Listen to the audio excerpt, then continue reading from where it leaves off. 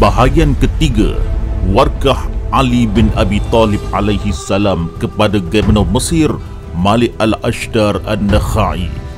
Dari kitab Nahjul Balaghah, syarahan Syekh Muhammad Abduh, penerbit Darul Ma'rifah, Beirut, jilid ketiga, muka surat 91.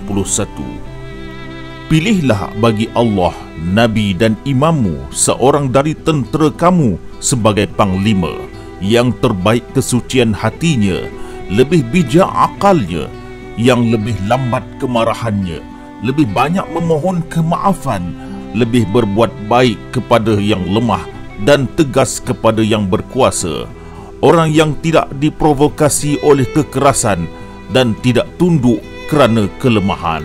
Kemudian bergabunglah dengan orang yang mempunyai reputasi baik, dari keluarga yang soleh, yang mempunyai sejarah baik.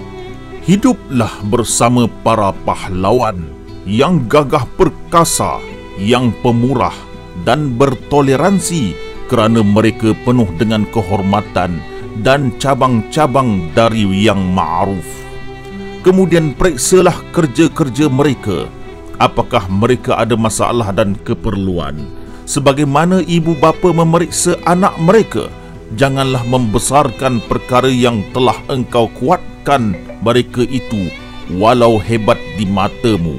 Janganlah meremehkan kebaikan dan kasih sayang yang anda tunjukkan kepada mereka, walaupun ia kecil.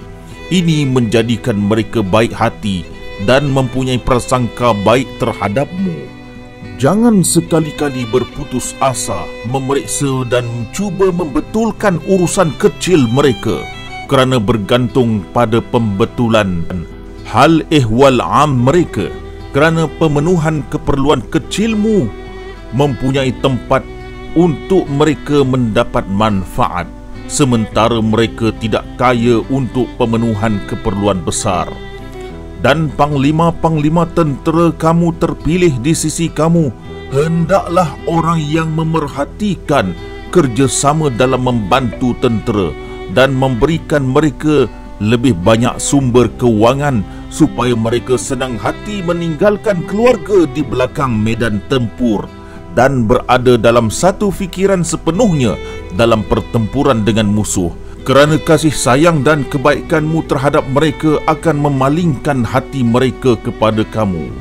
Perkara terbaik yang membuatkan mata para penguasa bersinar ialah menegakkan keadilan di semua negara dan menampilkan cinta dan kasih sayang rakyat terhadap mereka.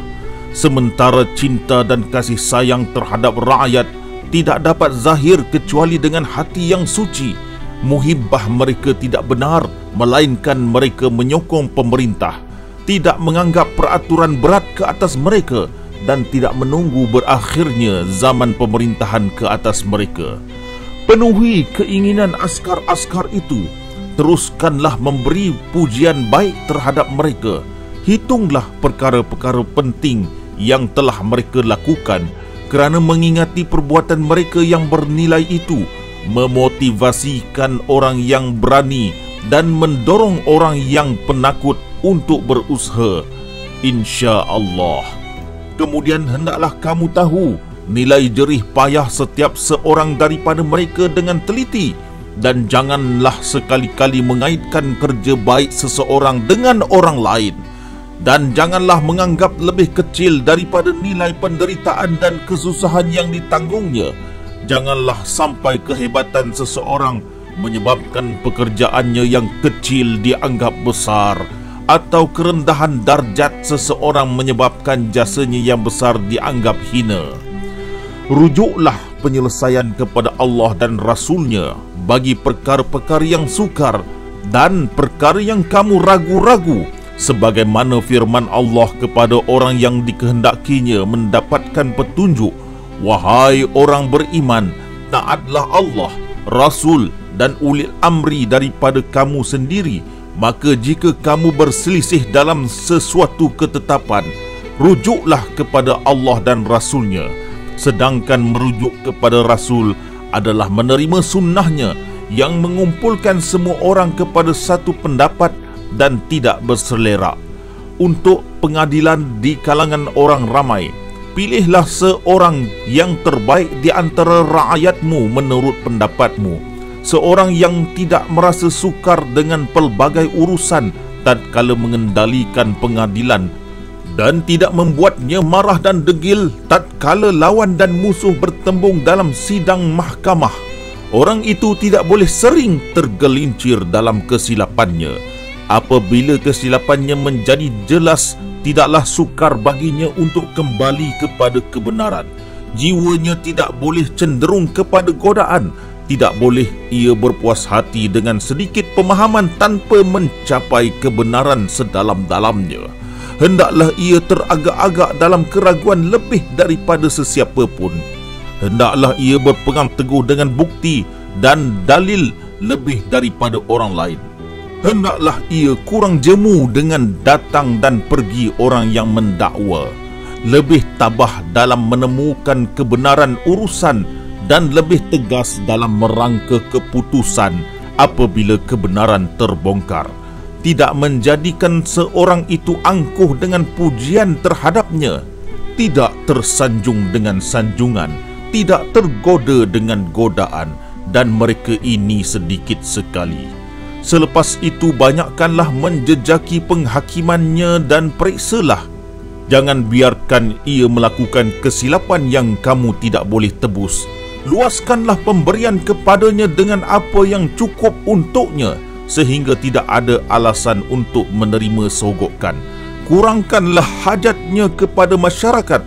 Angkatlah martabatnya di sisimu sehingga tiada sahabat rapatmu yang tamak mempengaruhinya. Dengan cara ini selamatlah ia dari bersekongkol dengan komplot orang di sisi kamu, kerana banyak musuh dan besarnya dengki terhadap hakim.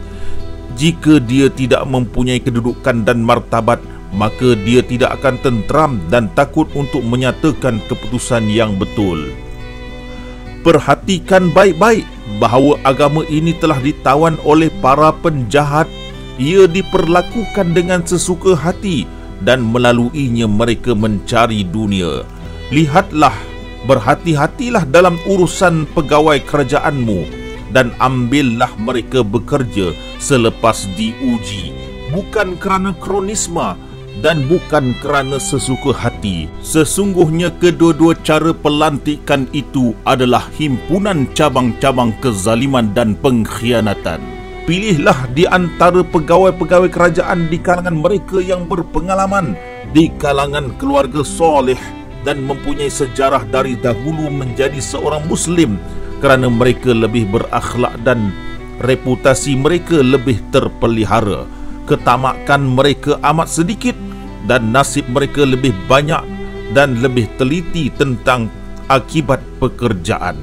Perbanyakkanlah rezeki mereka, kerana rezeki yang melimpah ruah itu akan memberi kekuatan kepada mereka memperbaiki diri dan mengelakkan mereka daripada mengambil harta di bawah kawalan mereka.